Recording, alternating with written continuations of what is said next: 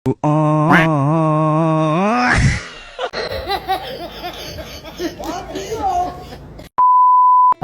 Hello বন্ধুরা, আমি সৌরভ চলে আসলাম সকাল সকাল আর একটা নতুন ব্লগ ভিডিও নিয়ে। আজ রাতে যে এত পরিমাণে বৃষ্টিটা হয়েছে দেখতে পাচ্ছ যে তো পুকুর ঘাটগুলো সব টোটালি ডুবে গিয়েছে। তো আজ আমি ভুলে গিয়েছিলাম যে আজ আমার বন্ধুর মেয়ের হচ্ছে কি অন্নপ্রাশন, যেটা হচ্ছে মুখে ভাত। তো আজ আমরা সবাই মিলে চলে গিয়েছিলাম কুলপি তো গিফট কিনতে। তো আজ ওয়েদারটাও খুব সুন্দর ছিল যেহেতু বৃষ্টি ভেজা সারাদিন।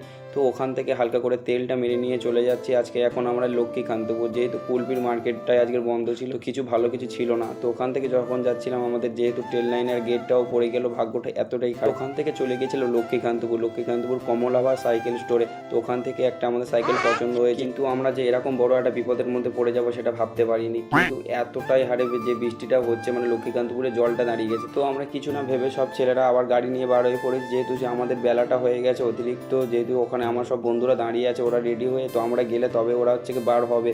তো ভিডিওটা করতে করতে যাচ্ছিলাম, কারণ এটাই আমার যে ভিডিওটা ফোনটা ছিল ওয়াটারপ্রুফ, তো ভিডিও করছিলাম, খুব ভালো লাগছিল। তো ওখান থেকে সব চলে আসলাম হচ্ছে কি পাড়াতে। তো আমরা ফ্রেশ হয়ে চলে এসেছি, যেহেতু সব বন্ধুরা রেডি হয়ে আগে থাকতে দাঁড়িয়ে ছিল। তো ওরাই বলছিল যে তোরা একসাথে না আসলে হবে না, যেহেতু সবাই একসাথে আনন্দ করতে করতে গিফট নিয়ে যাব। তো যেহেতু সারাটা দিন বৃষ্টি হচ্ছে তাই ছাতা নিয়ে সব বার হয়ে পড়লাম। যাই হোক, ওখান থেকে সব হালকা করে খাওয়া দাওয়া করে আমরা সব বার হয়ে পড়েছিলাম খেলতে যাওয়ার উদ্দেশ্যে।